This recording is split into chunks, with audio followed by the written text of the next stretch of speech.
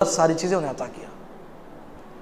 دور مت جائیے میرے اور آپ کے نبی محمد الرسول اللہ صلی اللہ علیہ وسلم اس کائنات کے سب سے بہتر انسان، انبیاء کی امام ہیں. اللہ اکبر. وسیلہ نامی ایک مقام ہے، جنت کا اعلیٰ مقام ہے، وہ کسے ملنے والا ہے؟ محمد صلی اللہ علیہ وسلم، کسی اور کو نہیں ملے گا. پیارے نبی نے کہا وہ ایک جگہ ہے بس ایک ہی انسان کو ملنے والی ہے، وہ فارجو ان اکون انا ہوا، میں امید کرتا ہوں کہ وہ جگہ کسے ملنے والی ہے؟ مجھے ہی ملنے والی ہے. بس تم دعا کرو، اذان کے بعد تم دعا کرو تو کیا ہوگا؟ مجھے تو کنفرم ہے ملنا. تمہارے لیے یہ ہوگا کہ میری شفاعت تمہارے لیے حلال ہو جائے گی. اتنے بڑے پیغمبر، آپ کی ہسٹری پڑھ کے دیکھیے. شروع ہوتی ہے غم سے آپ کی ہسٹری. آپ دنیا ہی میں نہیں آئے تھے، آپ کے والد کی وفات ہو گئی، یتیم ہو کے دنیا میں آئے. اللہ اکبر. کیا دنیا میں آئے کہ سبحان اللہ پیغمبر بننے کے بعد آپ کی زندگی کو دیکھیے. آپ صلی اللہ علیہ وسلم لوگوں کو نار جہنم سے بچانے کے لیے کوہ صفا پہ چڑھ کے لوگوں کو بلائے. واقعہ یاد ہے کوہ صفا کا؟ لوگوں کو بلائے جنت کی طرف. تو آپ کا سگا چاچا پورے معاشرے کے لوگوں کے سامنے کیا کہا؟ تبا لک لہذا جماعتا، بربادی ہو محمد تیرے لیے، نعوذ باللہ، تو اسی لیے ہمیں جمع کیا ہے. اللہ نے آیت نازل فرمایا قیامت کی صبح تک لوگ پڑھتے رہیں گے محمد صلی اللہ علیہ وسلم کے لیے نہیں، بربادی تیرے لیے ہے.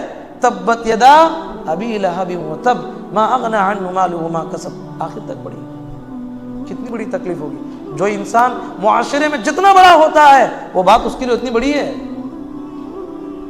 سجدے میں جاتے مشرکین محمد صلی اللہ علیہ وسلم کو اونٹ کی بہت بڑی وزنی اوجڑی لا کے جو ہے نبی صلی اللہ علیہ وسلم کی پیٹھ پر رکھتے تھے. اتنی وزنی کہ نبی صلی اللہ علیہ وسلم خود اس کو نہیں ہٹا سکتے تھے. آپ صلی اللہ علیہ وسلم کی بہادر بیٹی فاطمہ رضی اللہ عنہ آتی اور اس اوجڑی کو ہٹاتی اور مشرکین کو خطاب کر کے کہتی کہ اے مشرکو، میرا باپ وہ ہے تمہیں ہمیشہ والی نار جہنم سے بچانے کے لیے آیا ہے اور تم ہو کے اسے تکلیف دے رہے ہو. اور یہ محمد صلی اللہ علیہ وسلم انسانیت کو ہمیشہ والی نار جہنم سے بچانے کے لیے، یہ مشرکین مکہ نہیں سن رہے ہیں، طائف کا تو سفر کیا اور آپ نے وہاں کا واقعہ سن لیا. وہاں کے لوگوں نے نبی صلی اللہ علیہ وسلم کے ساتھ کیا سلوک کیا. یہ تو معاملات چھوڑیے، آپ کی گھریلو زندگی پہ غور کیجیے، آپ کے گھر کی زندگی پہ غور کیجیے. آپ کے 3 لڑکے تھے، 3 لڑکے تھے آپ کے. کتنے؟ 3 بھی چھوٹے بچپن میں وفات پا گئے. نبی کریم صلی اللہ علیہ وسلم کے فرزند ابراہیم رضی اللہ عنہ چھوٹے معصوم سے تھے، وفات ہو گئی. نبی کریم صلی اللہ علیہ وسلم زار و خطار رونے لگے. صحابہ نے کہا اللہ کے نبی آپ روتے ہیں؟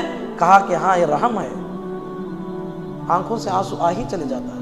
نبی کریم صلی اللہ علیہ وسلم زار و خطار رونے لگے. آپ کی 4 لڑکیاں تھیں اور چاروں میں بھی دیکھیے آپ 4 لڑکیاں بھی عین جوانی کے وقت میں وفات پائیں اور 3 لڑکیاں تو آپ صلی اللہ علیہ وسلم کی موجودگی میں وفات پائیں.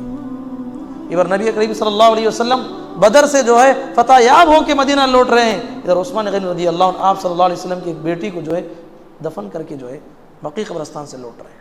کتنا بڑا غم آپ کو ملا. آپ کی اولاد آپ کے آنکھوں کے سامنے وفات پائی. اور اس سے بڑا غم کیا ہوگا کہ آپ صلی اللہ علیہ وسلم کو مالی اعتبار سے بے نیاز کرنے والی خاتون کون تھی؟ خدیجۃ الکبریٰ رضی اللہ عنہ.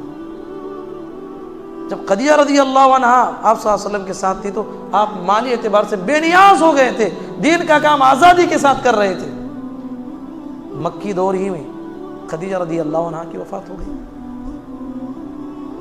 اسی سال نبی کریم صلی اللہ علیہ وسلم کے چچا ابو طالب جو آپ کے لیے جو ہے دیوار کی طرح ثابت ہوئے تھے، ابو طالب کی وفات ہو گئی. کتنے غم ایک پیغمبر کو مل رہے ہیں میرے بھائی. آپ نے کبھی پڑھا ہے پیارے نبی محمد صلی اللہ علیہ وسلم کی زندگی کو؟ ادھر مکی زندگی میں پریشانی اور مکہ چھوڑ کے مدینہ کیا ہے، اور یہاں منافقین کی جو ہے کتنی بڑی سازش ہے آپ صلی اللہ علیہ وسلم کے لیے. نبی کریم صلی اللہ علیہ وسلم کی صبح سے شام تک نبی کریم صلی اللہ علیہ وسلم کو نبی صلی اللہ علیہ وسلم کے صحابہ خلاف سازشیں چلنے والے منافقین. تو آپ کی پوری زندگی کو دیکھیے، آپ نے صبر سے کام لیا. میری زندگی میں اور آپ کی زندگی میں ایک بھی مشکلات آتی ہے کتنا پریشان ہو جاتے ہیں ہم. تقدیر کو برا بھلا کہنے لگتے ہیں۔ آپ غور کیجئے، محمد الرسول اللہ صلی اللہ علیہ وسلم اس کائنات کے افضل انسان ہیں، آپ کو اللہ نے کیسے آزمایا؟ اِنَّا أَشَدَّ النَّاسِ ابْتِلَاءً الْأَنْبِيَاءُ ثُمَّ الْأَمْثَلُ فَالْأَمْثَلُ۔ سب سے زیادہ آزمائش انبیاء کو آتی ہے، اس کے بعد جو اپنی ایمان میں جس قدر اعلیٰ ہوتا ہے اسے اسی قدر آزمائش آتی ہے۔